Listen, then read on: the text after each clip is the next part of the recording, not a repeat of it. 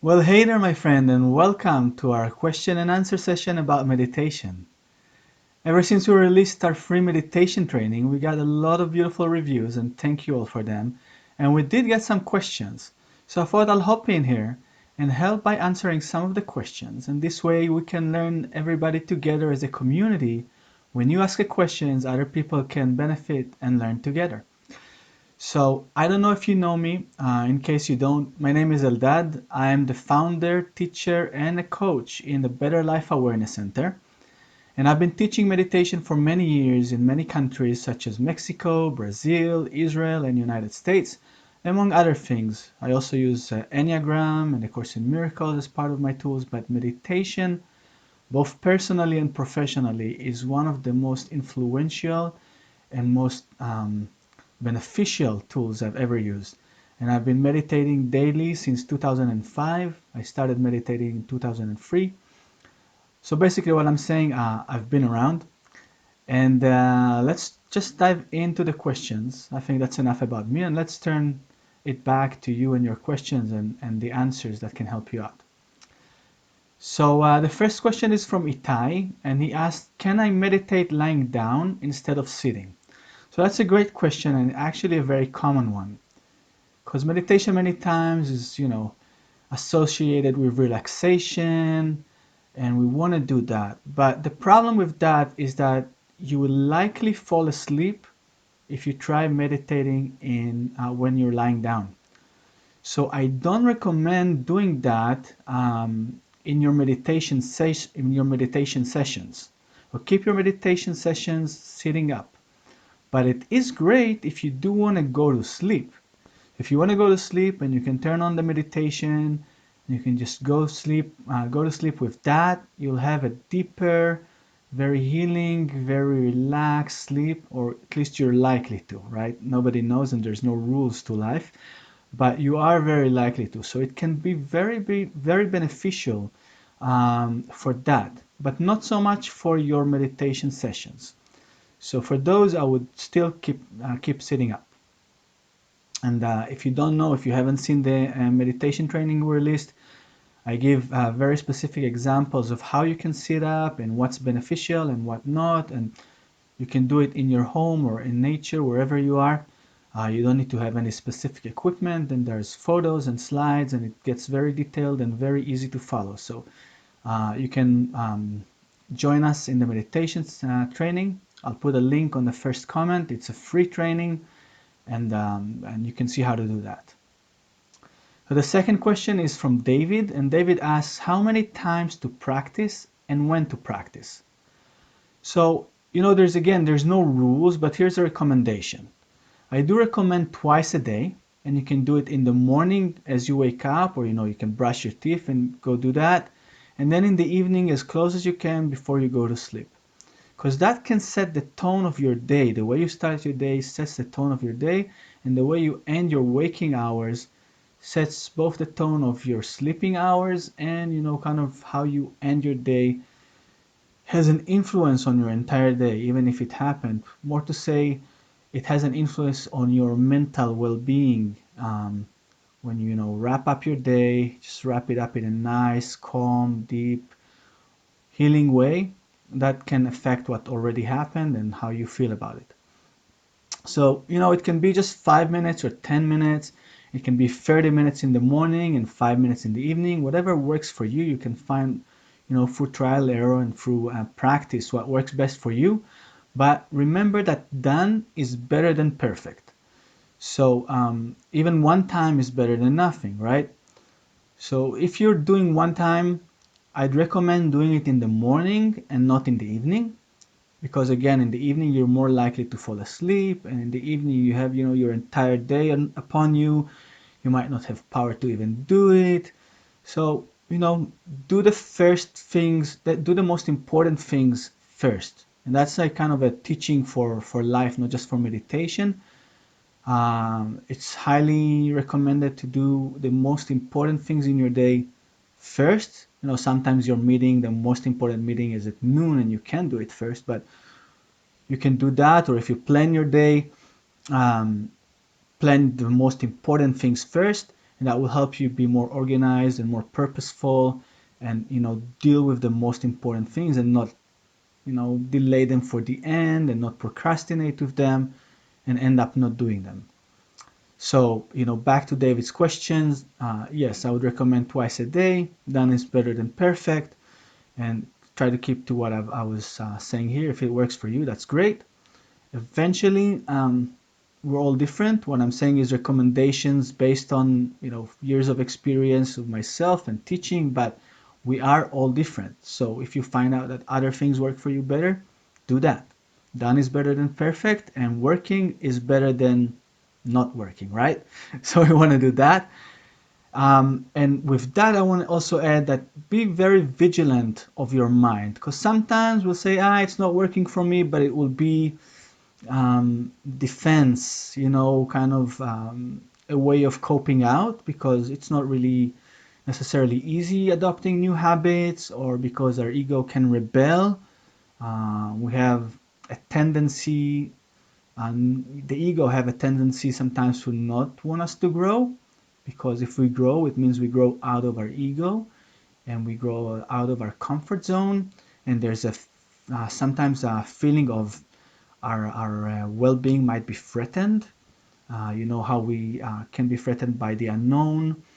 So be vigilant. Not everything that seems that it's not working is really not working. Sometimes it's just defense. So that's about that. And thanks, David. That's a great question too. And thank you guys, everybody, for your questions. The next question is from Joanne. Should I keep practice the same meditation, or maybe I should switch between them? So in this question, I want to differentiate first between meditation technique and specific meditations. So there are different meditation techniques, right? I teach in our meditation training a specific meditation technique, which I found very easy and beneficial and useful, and there are other meditation techniques. And then again, there are different specific meditations within each meditation technique. So in the meditation training, I have one specific meditation that I recorded and people can use. And following people's feedback, I will add more in the near future. You'll have more than just the one meditation that you already have. People wanted more. It seemed to have a good effect on people. So that's a differentiation I want to make first and foremost between the meditation technique and specific meditations.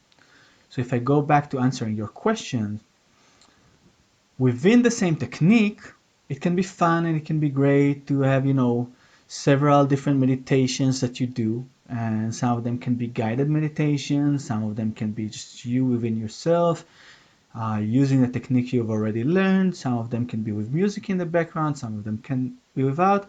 And also some people will want to stick to just one meditation, and that's also great. So with that can be great to have a big variety or a small variety, whatever works for you. But as far as meditation techniques, you can have a variety of those too, but it can also be very beneficial to stick to one. We can try different ones, but eventually try to focus on one that works best for you. There's a few reasons for that. One reason is that repetition helps to gain skill, and it helps to go deeper into your practice and get better at it and get better results. Jumping from one practice to another, sometimes it's what your soul really wants and needs, and that's perfectly fine. It's all about, hearing your guidance and being attuned to your soul and, what's really working for you at a certain time.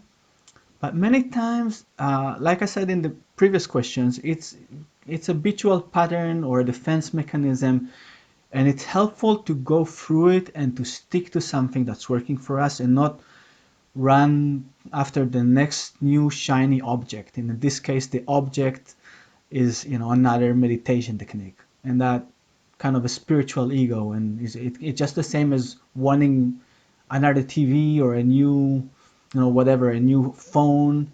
You can want spiritual things like another new technique of meditation.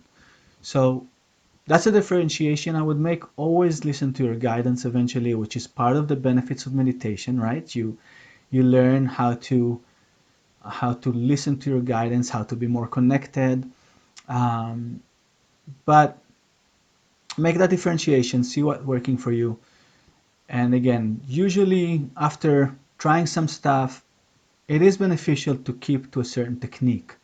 And within that technique, you can make variations of different meditations.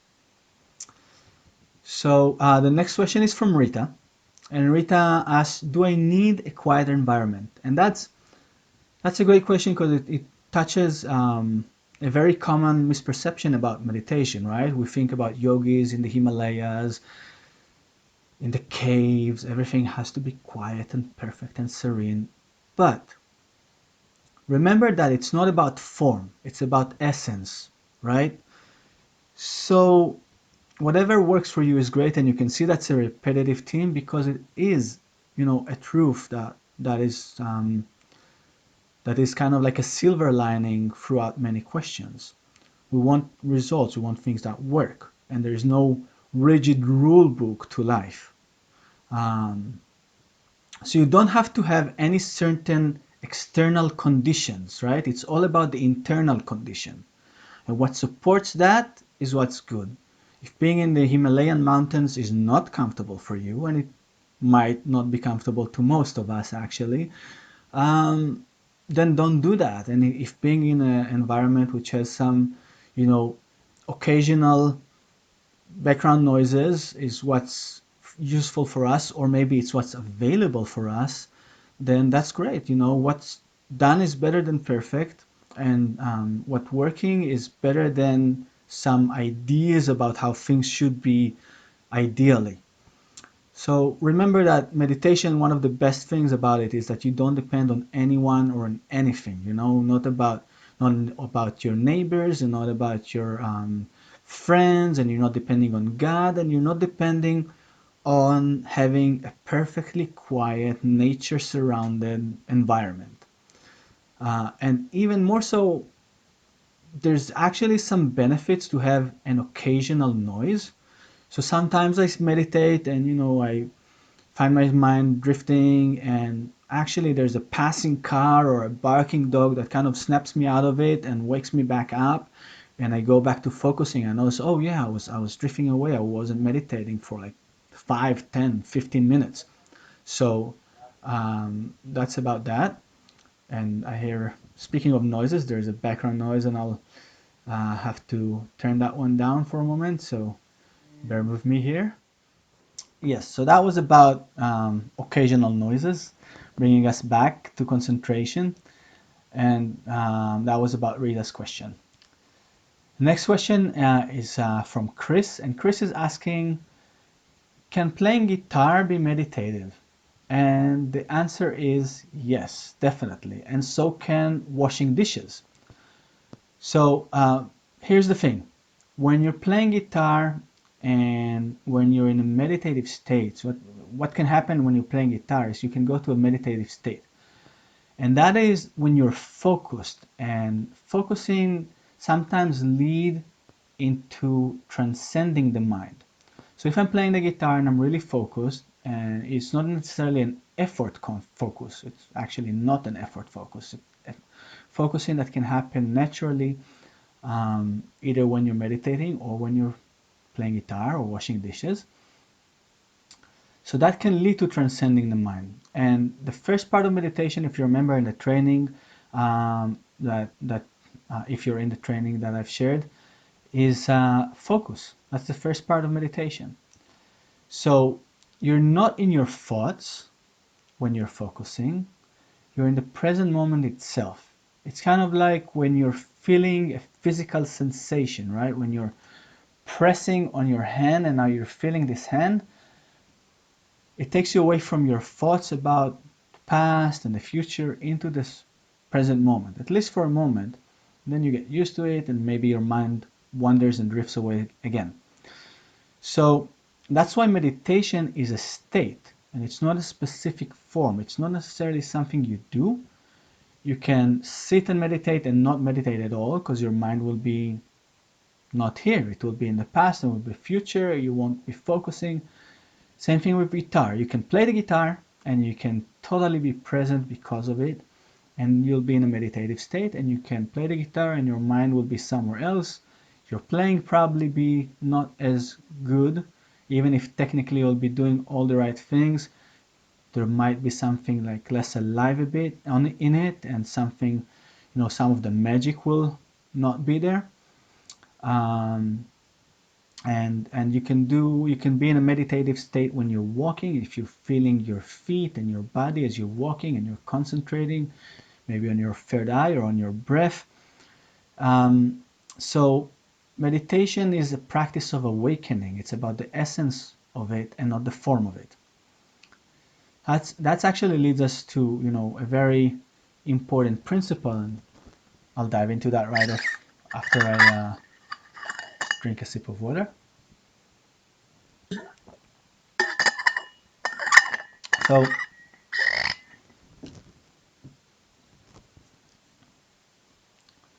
focusing and concentration, like I said, is the first part of meditation. And Buddha's experience from enlightenment and all that led to Buddhism and the Eightfold Path.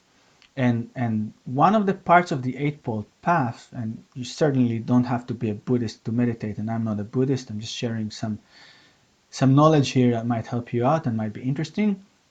One of the parts of the Eightfold Path is right samadhi, which is right concentration or right one-pointedness of the mind, which we can gain from following our breath, which is a technique that I suggested for the first part of the meditation in the meditation training.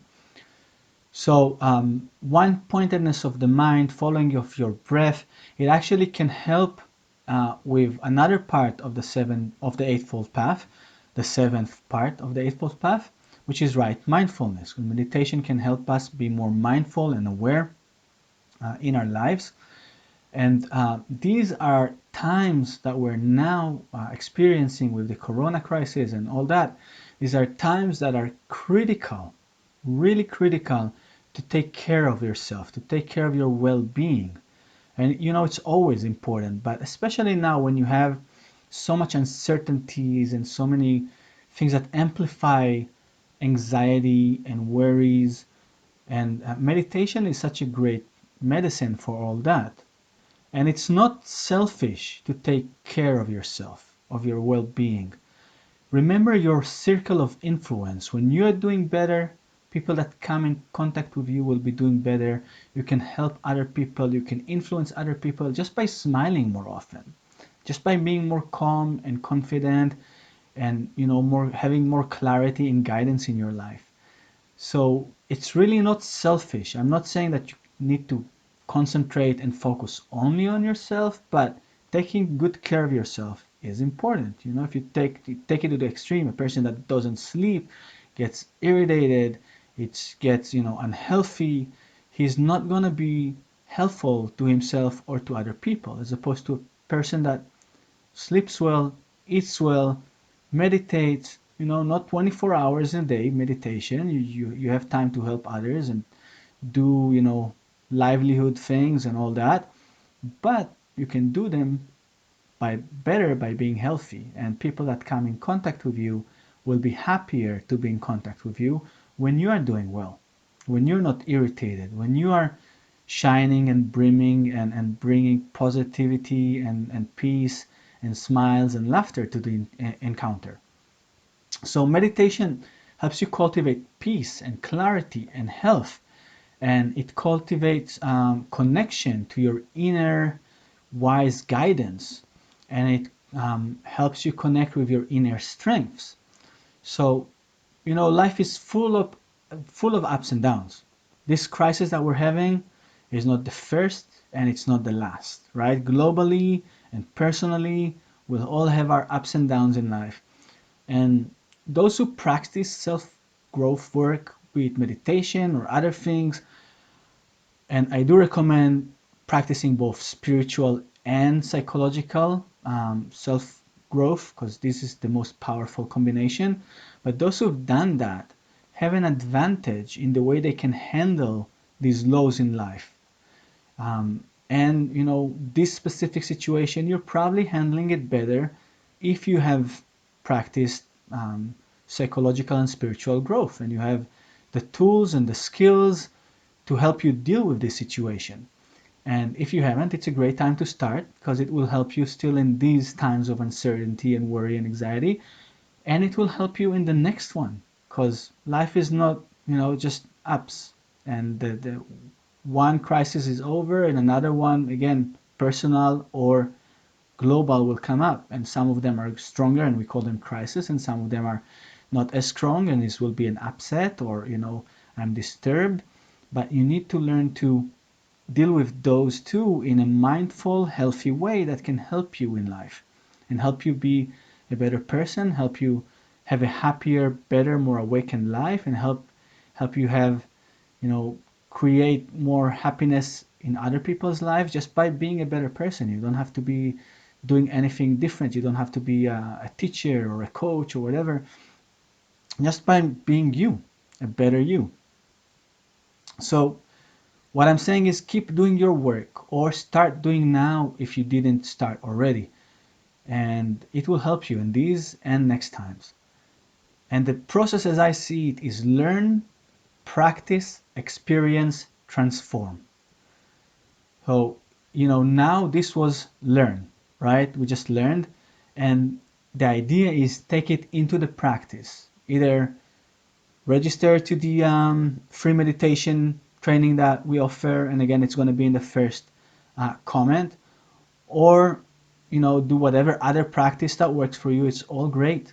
Just take what you learn and put it into practice if you really want to see results, because the results will come through practice and experience, and that will create a transformation, and that will help heal your mind, heal your soul, heal your body, will help you have better, healthier decisions, healthier, better actions and behaviors, and in general, happier, better, more awakened life, which is what we help people do in the Better Life Awareness Center. That's what we're about.